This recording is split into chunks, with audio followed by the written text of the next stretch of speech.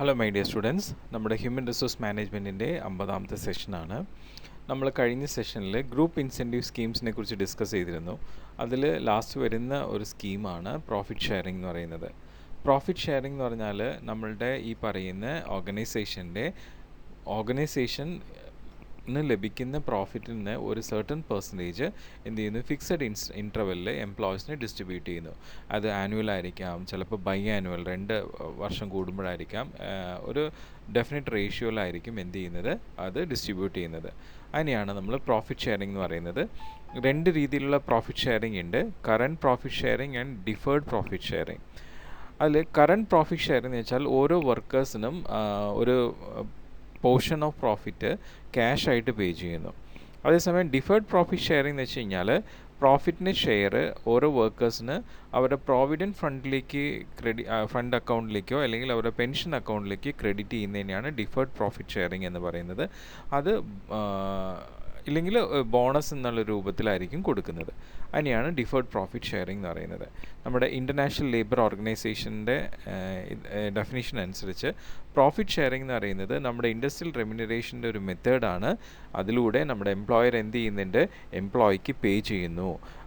എങ്ങനെയാണെന്ന് വെച്ച് കഴിഞ്ഞാൽ ആ കമ്പനിക്ക് കിട്ടുന്ന നെറ്റ് പ്രോഫിറ്റിൽ നിന്നും ഒരു ഷെയറാണ് അവർക്ക് ഷെയർ ചെയ്യുന്നത്. അത് എംപ്ലോയീസിൻ്റെ റെഗുലർ ആയിട്ടുള്ള വേജസിന് അഡീഷണൽ ആയിട്ടാണ് പേ ചെയ്യുന്നത്. ആ രീതിയിലാണ് ഇൻ്റർനാഷണൽ ലേബർ ഓർഗനൈസേഷൻ പ്രോഫിറ്റ് ഷെയറിങ്ങിനെ കുറിച്ച് ഡിഫൈൻ ചെയ്തിട്ടുള്ളത്. കോമൺലി നമ്മൾ ഈ പ്രോഫിറ്റ് ഷെയറിങ് ഓരോ എംപ്ലോയീസും അവരുടെ ബേസിക് വേജസ് എത്രയാണോ ഏൺ ചെയ്യുന്നത് അതിനെ ബേസ് ചെയ്തിട്ടായിരിക്കും ഒരു കോൺട്രിബ്യൂഷൻ വരിക. ഓക്കെ, പിന്നെ പല അഡ്വാൻസ് കൺട്രീസിലും ഈ പ്രോഫിറ്റ് ഷെയറിങ്ങിന് ബോണസ് എന്നുള്ള അതേ നെയിമിങ്ങിലാണ് യൂസ് ചെയ്യുന്നത്. ബോണസ് അല്ലെങ്കിൽ പ്രോഫിറ്റ് ഷെയറിംഗ് എന്നുള്ള രീതിയിലാണ് യൂസ് ചെയ്യുന്നത് ടേംസ്. ഈ പ്രോഫിറ്റ് ഷെയറിങ്ങിന് നമുക്ക് ഒരുപാട് മെറിറ്റ്സ് ഉണ്ട്. നമുക്ക് പ്രോഫിറ്റ് ഷെയർ ചെയ്യുന്നതുകൊണ്ട് നല്ല റിലേഷൻഷിപ്പ് നമുക്ക് ഫാക്ടറിയിൽ വളരെ സ്വസ്ഥമായിട്ടുള്ള പീസ്ഫുള്ളായിട്ടുള്ള റിലേഷൻഷിപ്പ് ഫോം ചെയ്യാനായിട്ട് പറ്റുന്നുണ്ട്. അതുപോലെ ലേബേഴ്സ് ആണെങ്കിലും കഴിവതും സ്ട്രൈക്ക് അവോയ്ഡ് ചെയ്യും. മാനേജ്മെൻറ്റ് നിർബന്ധമായിട്ട് ലേ ഔട്ടൊന്നും ഇമ്പോസ് ചെയ്യില്ല. അതുപോലെ തന്നെ നല്ലൊരു ഇൻഡസ്ട്രിയൽ പീസ് ഉണ്ടാവുന്നു. പിന്നെ പ്രൊഡക്ടിവിറ്റി ഇൻക്രീസ് ചെയ്യുന്നു. എപ്പോഴും വർക്കേഴ്സ് നല്ല ഇൻക്രീസിങ് പ്രൊഡക്ടിവിറ്റി കാഴ്ചവെക്കുന്നു. കാരണം ലോ പ്രൊഡക്ടിവിറ്റി ആയിക്കഴിഞ്ഞാൽ പ്രോഫിറ്റ് കുറയും, അപ്പോൾ ഷെയറിങ് വലിയ അധികം. അപ്പോൾ അതുകൊണ്ട് എപ്പോഴും എംപ്ലോയീസ് ഹൈ പ്രൊഡക്ടിവിറ്റി ആയിരിക്കും കാണിക്കുന്നത്. പിന്നെ reduction in labour turn over. നമ്മുടെ പ്രോഫിറ്റ് ഇങ്ങനെ വർക്കേഴ്സിന് കൊടുക്കുന്നുണ്ട്. അവർ എത്ര ലെങ്ത് ഓഫ് സർവീസിനെ ബേസ് ചെയ്തിട്ടാണ് പ്രോഫിറ്റ് ഷെയറിംഗ് വരുന്നത്. അപ്പോൾ സർവീസ് കൂടുമ്പോൾ അവർക്ക് കൂടുതൽ പ്രോഫിറ്റ് ഷെയറിംഗ് കിട്ടും. അപ്പോൾ അതുകൊണ്ട് ലേബർ ടേൺ ഓവർ, അവരധികം ലീവൊന്നും എടുക്കില്ല. ലേബർ ടേൺ ഓവറും റെഡ്യൂസ് ചെയ്യപ്പെടുന്നു. പിന്നെ ലെസ് സൂപ്പർവിഷൻ. എപ്പോഴും കൂടുതൽ പ്രൊഡ്യൂസ് ചെയ്യാനാണ് വർക്കേഴ്സ് പ്ലാൻ ചെയ്യുക. അവർ എപ്പോഴും അങ്ങനെയുള്ള ഒരു ഇൻറ്റൻഷനിലായിരിക്കും ഇരിക്കുക. അപ്പോൾ അതുകൊണ്ട് അവർക്ക് കൂടുതൽ പ്രോഫിറ്റ് ഷെയർ കിട്ടും. സോ അവർ എപ്പോഴും വർക്ക് ചെയ്ത് അവരുടെ ഏർണിങ്സിലും കൂടുതലായിട്ട് അവർക്ക് ഇൻകം റിട്ടേൺ വരാനായിട്ട് ശ്രമിക്കുന്നുണ്ട്. അപ്പോൾ അവർക്ക് അധികം സൂപ്പർവിഷനും വേണ്ടി വരില്ല. ഓക്കെ, അവർ സൂപ്പർവിഷൻ അധികം ഇല്ലാതെ തന്നെ സ്വയമേ എല്ലാം കണ്ടറിഞ്ഞ് ചെയ്യുന്നുണ്ടാവും. പിന്നെ അഡീഷണൽ ഇൻകം ഫോർ വർക്കേഴ്സ്. നമ്മൾ നേരത്തെ പറഞ്ഞല്ലോ, അവരുടെ ബേസിക് വേസ് കൂടാതെ അഡീഷണൽ ആയിട്ടാണ് പ്രോഫിറ്റ് ഷെയറിങ് വരുന്നത്. അപ്പോൾ അത് അഡീഷണൽ ഇൻകമാണ്. പിന്നെ എപ്പോഴും ടീം സ്പിരിറ്റ് നന്നായിട്ട് ക്രിയേറ്റ് ചെയ്യും. കാരണം ഇതൊരു ഗ്രൂപ്പ് ഇൻസെൻറ്റീവ് സ്കീമാണ്. അപ്പോൾ എല്ലാവരും ഒരേപോലെ തന്നെ പ്രൊഡക്ടിവിറ്റി ഇൻക്രീസ് ചെയ്താൽ മാത്രമാണ് പ്രോഫിറ്റ് കൂടുതൽ കിട്ടുകയും അതനുസരിച്ച് ഷെയറിങ് വരുന്നത്. പിന്നെ ഇക്വിറ്റബിൾ ഡിസ്ട്രിബ്യൂഷൻ. ഈ പറയുന്ന പ്രോഫിറ്റ് ഷെയർ ചെയ്യുമ്പം എല്ലാവർക്കും ഒരേപോലെ തന്നെ ഡിസ്ട്രിബ്യൂട്ട് ചെയ്തതുകൊണ്ട് ഈക്വലായിട്ട് ഡിസ്ട്രിബ്യൂഷനാണ്. അപ്പോൾ അത് നല്ലൊരു ഇക്വിറ്റബിൾ ഡിസ്ട്രിബ്യൂഷൻ, സോഷ്യൽ ജസ്റ്റിസ് കാഴ്ചവെക്കുന്നു. പിന്നെ sense of responsibility. Profit sharing നമുക്ക് സെൻസ് ഓഫ് റെസ്പോൺസിബിലിറ്റി എംപ്ലോയീസിൽ ക്രിയേറ്റ് ചെയ്യുന്നു. കാരണം അങ്ങനെ പ്രോഫിറ്റ് ഷെയർ ചെയ്ത് കിട്ടുമ്പം എല്ലാ എംപ്ലോയീസും ഇൻഡസ്ട്രി ആയാലും അവർ പ്രൊഡ്യൂസ് ചെയ്യുന്ന പ്രോഡക്റ്റ് എല്ലാം അവരുടെ ഒരു ബിലോങ്ങിങ്, ഒരു സെൻസ് ഓഫ് ബിലോങ്ങിങ് അവർക്കുണ്ടാവും. നമ്മുടേത് എന്നുള്ളൊരു ചിന്ത അവർക്കുണ്ടാവും. ഇനി നമ്മുടെ പ്രോഫിറ്റ് ഷെയറിങ്ങിൻ്റെ ഡീമെറിറ്റ്സ് നോക്കുകയാണെങ്കിൽ, ഈ പറയുന്ന വർക്കേഴ്സിന് അവരുടെ ഷെയർ ഇൻ പ്രോഫിറ്റ് കാൽക്കുലേറ്റ് ചെയ്യാൻ ഭയങ്കര ഡിഫിക്കൽട്ടാണ്.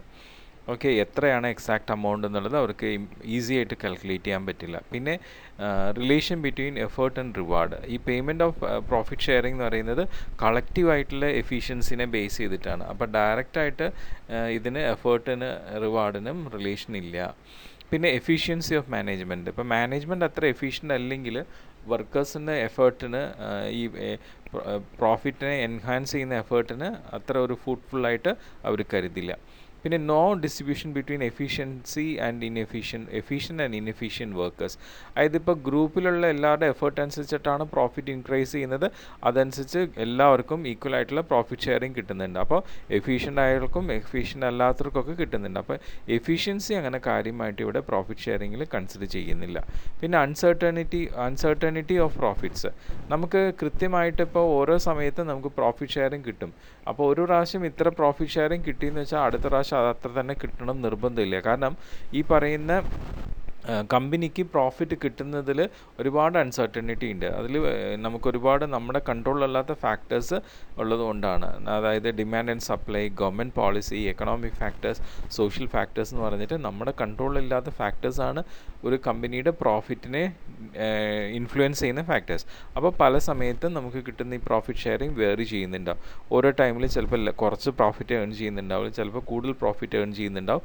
സോ അതുകൊണ്ട് വർക്കേഴ്സിനും ഒരു കൺഫ്യൂഷൻ ഉണ്ടാവും ഓരോ സമയത്ത് അവരുടെ ഷെയർ എത്രയാണെന്നുള്ളത് കാൽക്കുലേറ്റ് ചെയ്യാനായിട്ട്. പിന്നെ not acceptable to trade unions. കാരണം ട്രേഡ് യൂണിയൻസ് ഈ പ്രോഫിറ്റ് ഷെയറിങ്ങിന് അധികം സപ്പോർട്ട് ചെയ്യുന്നില്ല. കാരണം ഈ പറയുന്ന കമ്പനി പ്രോഫിറ്റ് ഷെയറിങ് വർക്കേഴ്സിന് കൊടുത്തു കഴിയുമ്പോൾ എപ്പോഴും മാനേജ്മെൻറ്റ് അവരിൽ നിന്നും ഒരു ലോയൽറ്റി, അതായത് ആ എംപ്ലോയീസ് മാനേജ്മെൻറ്റിനോട് കൂറ് പുലർത്തണം എന്നുള്ളൊരു എക്സ്പെക്റ്റേഷനിലാണ്.